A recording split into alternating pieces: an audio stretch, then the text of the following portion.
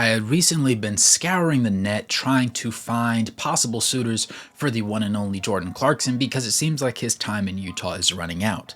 Even he, at the end of last season, said that he didn't know if his future relied in Utah, but he was welcome to remaining. And while I believe that he provides a very interesting perspective on veteran leadership and being a former Sixth Man of the Year award winner, I believe that his time has more or less run its course, and I believe that with the process of rebuilding that's coming up, I think that he would be better served going to a contender or at least a team that has the opportunity to win instead of just spending the final years of his career, number one, losing minutes, and number two, losing games, because really neither are preferable when you're at the highest level of basketball.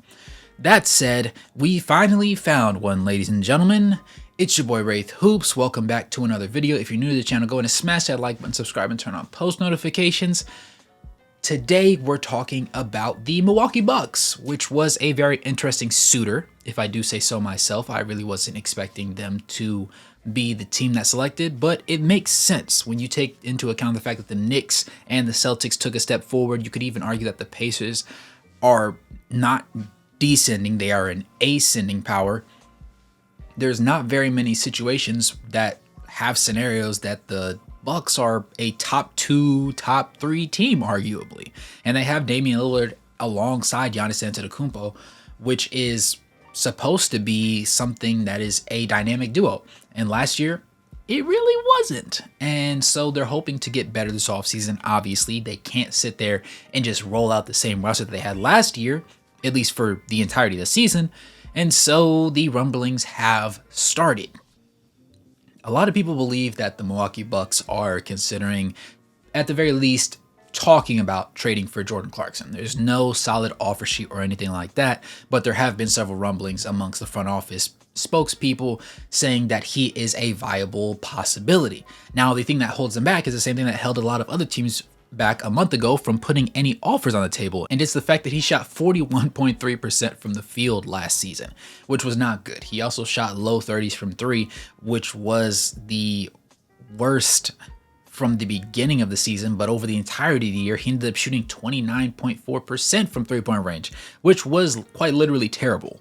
By all stretches of the imagination, not just by Jordan Clarkson numbers, but overall by league standard when you consider also the number of shot attempts that he took in order to get that. But he did average 17 points a game nevertheless. Obviously, a lot more than came in the beginning of the season when he was in that starting role, but he had a random 20 ball, a random 30 ball every now and then as well over the rest of the season. And he was the only Jazz member that ended up getting a triple-double, which was the first one in a very, very long time. About a decade, if memory serves me right. Now, with that being said, he is due $14.1 million in salary next year, which is a little bit more feasible than a lot of the other contracts that are out there going around, and is a lot more team-friendly considering that another year has been dropped off of his deal. But the Bucks' salary situation isn't the greatest because, like I said, they have Damian Lillard and they have Giannis Antetokounmpo, and they have a lot of other noteworthy pieces. That said, the article that I read actually suggested that Brook Lopez would probably be the person put on the chopping block to accommodate that salary specifically, but it's unclear if that actually aligns with the best strategy available for them because they need defensive players for their lineups, and if anybody knows or has watched Jordan Clarkson, he's not necessarily the greatest defender out there. He's mediocre at best for the majority of the time. He does tend to have stretches where he plays pretty solid, but overall he's known as being a scoring six man. The Utah Jazz tried to have him being a pseudo point guard and running the offense at times, but it ended up going to the tune of about 5 assists and then a career high, I believe, around 3 turnovers per game. So it really wasn't efficient, it really wasn't impressive, and a lot of the turnovers ended up being live ball turnovers and not dead ball turnovers, which means there was a fast break involved, and when people aren't back on a fast break, well, it's 2 easy points or 3 easy points in a worst case scenario going the other way. That said, I believe that he has a lot to offer them, and the idea is that, number one, Clarkson's role with the Utah Jazz will likely diminish as they focus on building onto the younger talent that they have, especially with this most recent draft class that saw Cody Williams and Isaiah Collier come out of it from the guard play standpoint. And then the Bucks are in a packed Eastern Conference that is very top heavy, and they need to enhance the roster in order to remain competitive. You can't just trust that Damian Lillard and Giannis are going to be able to stay healthy and shoulder the burden, because they're both getting up there in age. Dame obviously more than Giannis, but nevertheless, that's a lot to burden on somebody, especially in the regular season, just to get to the postseason and have to carry even more.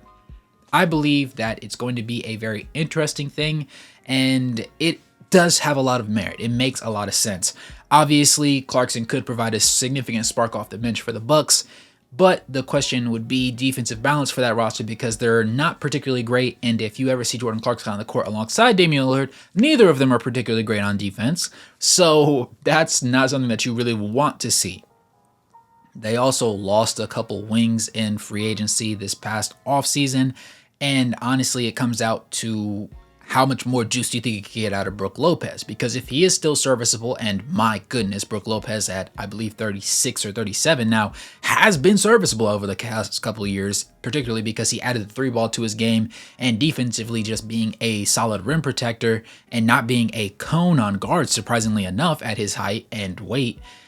He's still reliable, but is he reliable enough becomes the question. Because if you think that Jordan Clarkson's offensive output is going to be greater than his defensive impact, then you go ahead and say, yes, I need that trade immediately. But if you think that Jordan Clarkson is going to come over to you and shoot 41% from the field and 29% from three again, then you say, hell no, that's something that we cannot afford to do. It just makes no sense from a statistical standpoint. So I believe that this trade is not going to happen before the season starts. And also, a lot of just major networks haven't really picked up on this trade just yet. So that leads me to believe that this is just talk in one front office and there hasn't been too much back and forth conversation. I believe that they would probably wait until Jordan Clarkson gets a healthy, 20-ish game sample size into the regular season to see if it's a more viable trade. Because if he ends up shooting around 45%, even 34% from three, and has a little bit more of a bounce back year on a lower shot volume, then you say, okay, he's not on the decline of his career too terribly just yet. He just had a down year. So we can take him, put him in our system, and make him more effective than he was over there in that year that he was just absolutely egregious.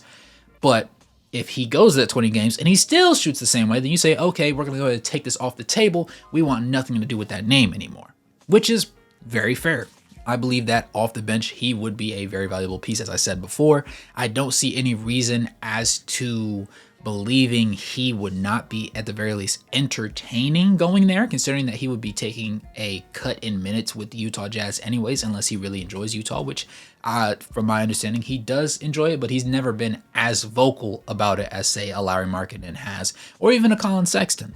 So that's always going to be up in the air as well.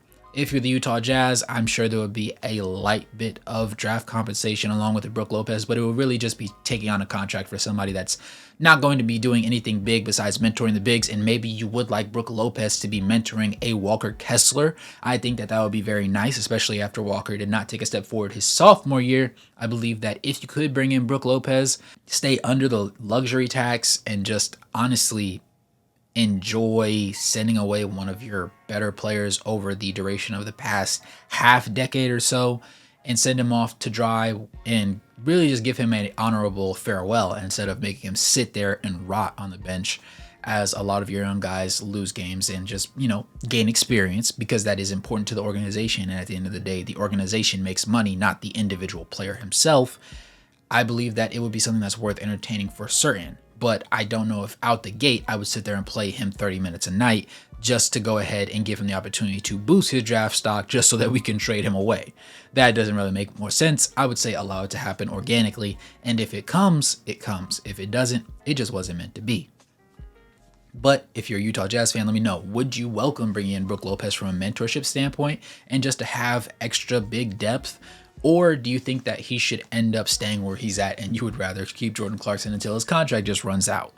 If you are a Bucks fan, let me know if you would like to have Jordan Clarkson on, assuming that, of course, his percentages go up, or if there's somebody else that you would like to add to your roster to make things a little bit more interesting in the Eastern Conference. With that being said, it's your boy Wraith Hoops. Thank you for tuning in this video. Go ahead and smash that like button if you made it this far. Subscribe, turn on post notifications, drop a donation, or become a member of the channel to help support the content. And as always, good morning, good evening, and good night, no matter where you're on the globe watching. Thanks for tuning in, and I'll catch you guys in the next one.